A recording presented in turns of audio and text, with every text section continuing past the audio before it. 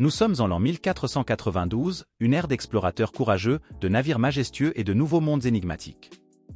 Dans les salles somptueuses de Tordesillas en Espagne, les deux nations les plus puissantes du monde à l'époque, le Portugal et l'Espagne, se sont réunies pour décider du destin du monde. D'un seul trait de plume, ils ont tracé une ligne invisible sur la carte du monde, une ligne qui allait déterminer non seulement leur destin, mais aussi celui de millions de personnes. Car dans ce traité, les deux puissances se partageaient le monde, et ce au plus haut niveau, avec l'autorisation du pape à Rome. Ce qui semble complètement absurde aujourd'hui était en fait une réalité.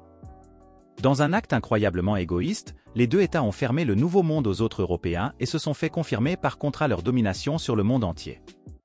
Et c'est ainsi que le traité de Tordesillas est devenu un accord qui a fondé des empires coloniaux, a façonné des cultures et a fixé la scène géopolitique pour des siècles. Mais comment cet accord incroyable a-t-il été conclu? Quel est le détail de la répartition et quelle est l'influence du traité jusqu'à aujourd'hui? C'est à toutes ces questions passionnantes que nous nous intéressons dans la vidéo d'aujourd'hui.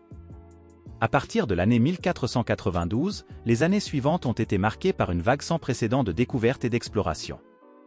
En première ligne de ce mouvement se trouvaient deux puissances maritimes émergentes, le Portugal et l'Espagne. À cette époque, les deux nations ont commencé à tester les limites du monde connu et à chercher de nouvelles routes et de nouveaux territoires. En effet, au milieu du siècle, deux événements majeurs ont changé l'Europe. D'une part, la conquête de Constantinople par les Ottomans en l'an 1453 entraîne la fin de l'Empire byzantin ou Empire romain d'Orient. Cette date est considérée par de nombreux historiens comme la fin du Moyen Âge, car elle a déplacé l'attention de l'Europe et du Moyen-Orient vers le Nouveau Monde. En effet, après la conquête de Constantinople, l'accès au lucratif commerce asiatique était devenu très difficile pour les Européens. Et c'est ainsi que les Portugais, considérés comme l'une des principales puissances commerciales, ont commencé à chercher des routes alternatives. C'est ainsi que les Portugais ont systématiquement élargi leur connaissance de l'Atlantique, ont découvert les Açores et Madère et ont navigué plus au sud le long de la côte africaine. Des avant-postes portugais se sont alors développés partout le long de la côte africaine. Leur objectif était de trouver une route maritime directe vers l'Inde et de briser le monopole lucratif du commerce des épices. Et quelques décennies plus tard, c'est chose faite. Avec le passage du cap de Bonne-Espérance par Bartholomew Dias en l'an 1488, ce rêve est finalement devenu réalité. Mais regardons maintenant le deuxième événement majeur de l'époque, l'unification de l'Espagne. Pendant des siècles, des dynasties musulmanes et maures ont régné sur le sud de l'Espagne. Mais une bataille a eu lieu entre ces derniers et les royaumes chrétiens du Nord qui voulaient reconquérir ces territoires.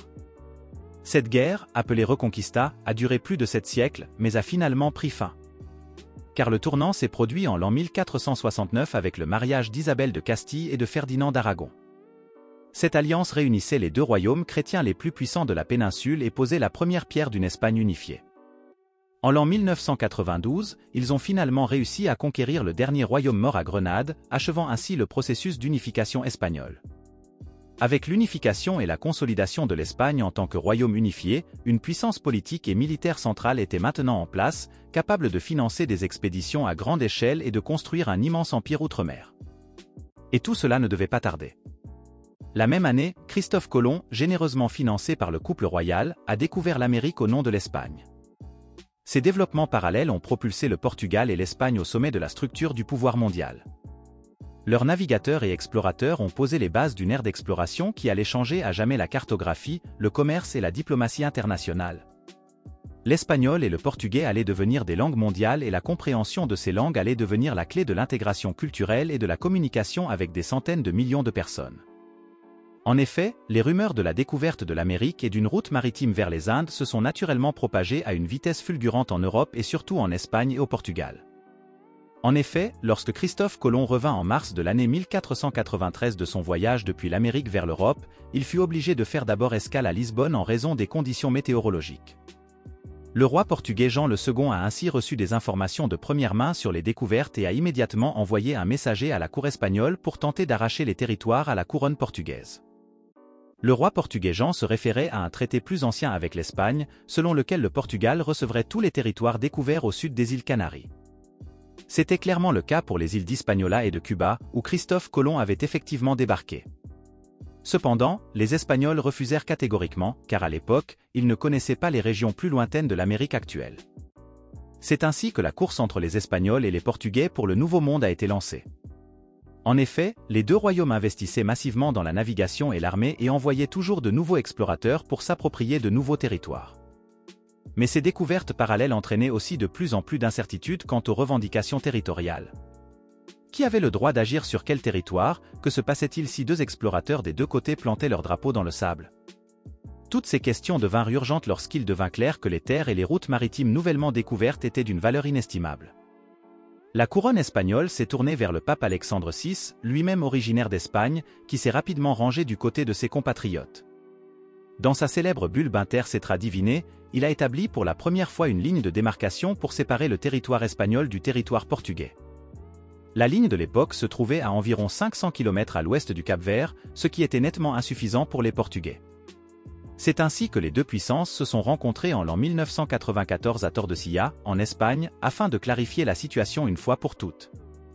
Une ligne de démarcation claire devait être tracée entre les territoires revendiqués par l'Espagne et le Portugal. Cela devait permettre d'éviter de nouveaux conflits entre les deux puissances maritimes. C'est ainsi qu'une ligne imaginaire a été officiellement tracée dans le traité, divisant l'Atlantique du nord au sud à l'ouest des îles du Cap-Vert. Les territoires à l'ouest de cette ligne devaient être explorés et colonisés par l'Espagne, tandis que les territoires à l'est de cette ligne étaient attribués au Portugal. Mais sous la pression des Portugais, la frontière a été déplacée de plus de 1000 km vers l'ouest. Et cela s'est avéré être une véritable aubaine, car en l'an 1500, les Portugais ont officiellement découvert le Brésil, qui se trouvait désormais clairement dans la zone portugaise. Beaucoup spéculent aujourd'hui sur le fait que les Portugais connaissaient probablement déjà l'existence du Brésil, mais qu'ils l'ont gardé secret pendant les négociations du traité.